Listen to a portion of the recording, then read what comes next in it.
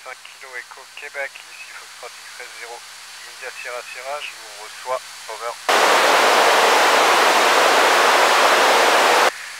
Foxtrot 5 kg Echo Québec, ici Foxtrot X-Ray 0, India Sierra Sierra, je vous reçois, over.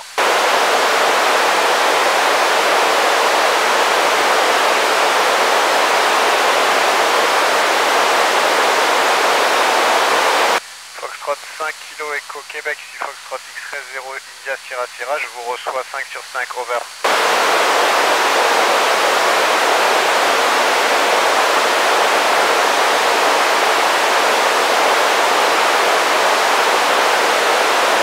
Bonjour à tous, ici Foxtrot X-Ray 0 ISS Thomas, je suis très content d'être avec vous, je suis prêt, over.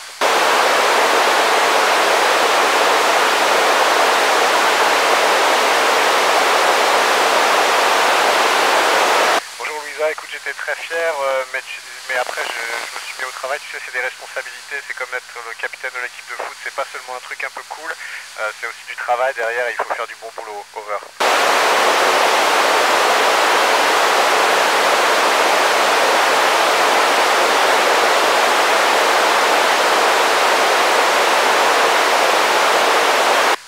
Oui, c'est possible en théorie, tu sais, mais entre ce qui est théoriquement possible et ce qui est pratiquement réalisable, il y a quand même une grande marge, ça demanderait énormément d'énergie qu'on n'a pas, donc pour l'instant c'est pas vraiment une possibilité, over.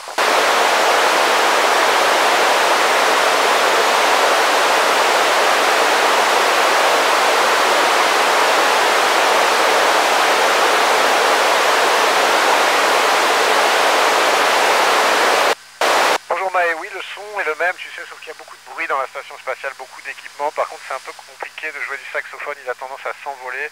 Sur Terre, on le tient pour pas qu'il tombe, mais ici, il faut aussi le tenir pour pas qu'il s'envole, donc c'est pas prévu pour ça, over.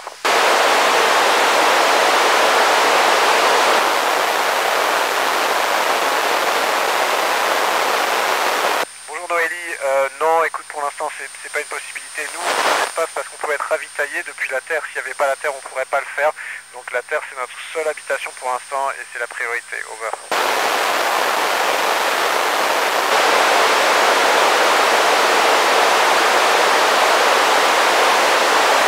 Bonjour Léla, non, ils sont pas plus puissants. Tu sais, la différence, c'est que je suis un peu plus vieux. J'ai 5 ans de plus que la dernière fois. Quand tu as 30 ans, tu étais en bonne forme physique. Si tu retournes dans l'espace à 50 ans ou à 55 ans, c'est un peu plus difficile. C'est comme le sport, over.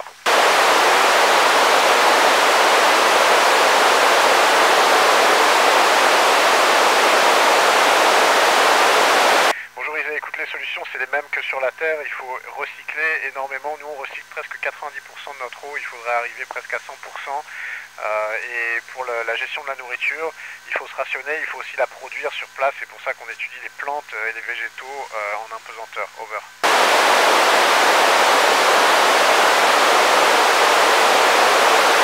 Bonjour Zoé, tu sais, on pourrait atterrir à peu près n'importe où sur Terre, entre plus 50 et moins 50 d'altitude. Mais on choisit d'atterrir là où les gens nous attendent en fait. Un atterrissage, c'est un peu un rendez-vous avec les gens qui vont nous aider à sortir de la capsule, les médecins et tous les services qui vont nous aider à revenir sur Terre, over.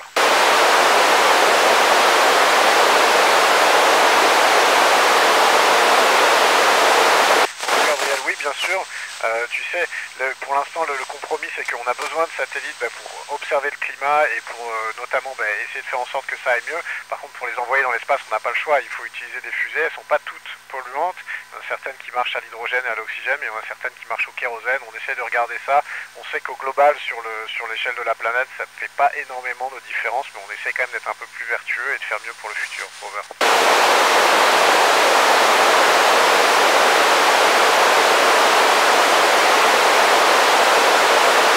Bonjour Chloé, non, le sport a le même effet, on va dire, sauf que tu sais, quand on fait de la musculation, on n'a pas besoin de soulever son propre poids. Tu sais, si je m'accroupis et que je me relève, dans l'espace, ça me coûte absolument pas d'énergie, alors que toi, ça va te coûter l'énergie de soulever ton propre poids.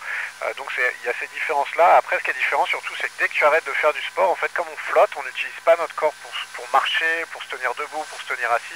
Et du coup, on récupère très très très vite. On peut faire du sport, 2 heures après, on est prêt à refaire du sport, over.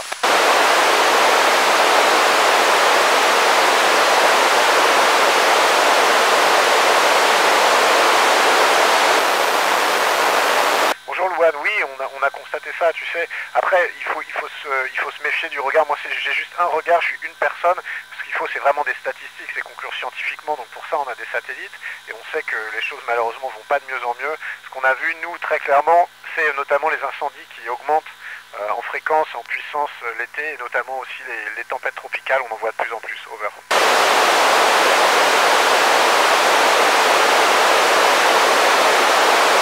Bonjour Océane, écoute, la chose la plus amusante, c'est qu'on vole en permanence et qu'on flotte toute la journée. Tu sais, on a ce super pouvoir, on peut s'envoyer des choses, se passer des choses en se les lançant à travers un module.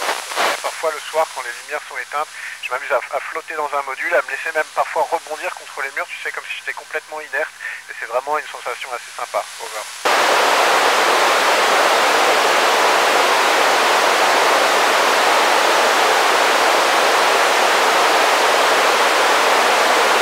Bonjour Naël, écoute, tu sais, il y a beaucoup de choses dans ce qu'on fait pour aller vers Mars. D'abord, il y a effectivement une démarche scientifique et de comprendre des choses sur Mars. On pense qu'on va solutionner des grandes questions comme comment la vie se crée, est-ce qu'elle peut disparaître. On pense qu'on peut appliquer ça à la manière dont à la relation qu'on a avec notre planète, essayer de rendre les choses un peu mieux pour nous sur Terre. Et puis tu sais, peut-être que demain, si l'espèce humaine continue de se multiplier, il faudra voir un peu d'autres, justement pour pas utiliser trop les ressources de la Terre et l'amener à un point qui est pas gérable. Il faudra peut-être regarder ailleurs, mais pour l'instant, on n'en est pas là. Pour l'instant, tout ce qu'on veut faire, c'est de la découverte, de la recherche, et on parle pas vraiment d'aller coloniser d'autres planètes. Over.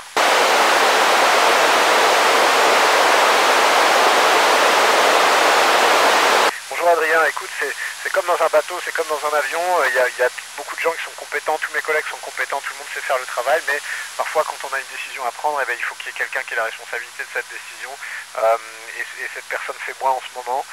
C'est moi qui ai le plus de jours dans l'espace, tu sais, le plus d'expérience en fait dans cet équipage. C'est un peu comme un capitaine d'équipe de sport, comme je le disais avant. Tant que tout va bien, tu mets juste de l'huile dans les rouages, et quand les choses vont pas bien, c'est à toi de prendre tes responsabilités. Over.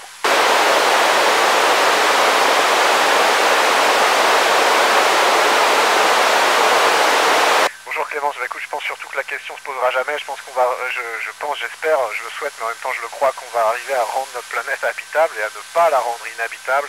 Une fois qu'on aura géré ce problème-là, qui est la priorité, ensuite on regardera ce qu'on peut faire sur Mars. Mais encore une fois, l'idée c'est d'aller apprendre beaucoup de choses. Mars, c'est pas un plan B pour la Terre, c'est pas comme ça qu'on le voit. Over.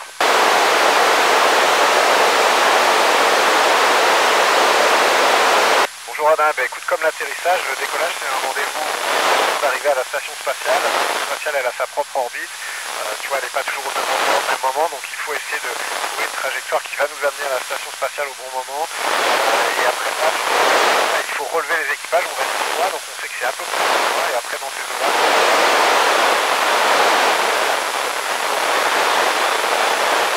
il faut que au final, on adapte.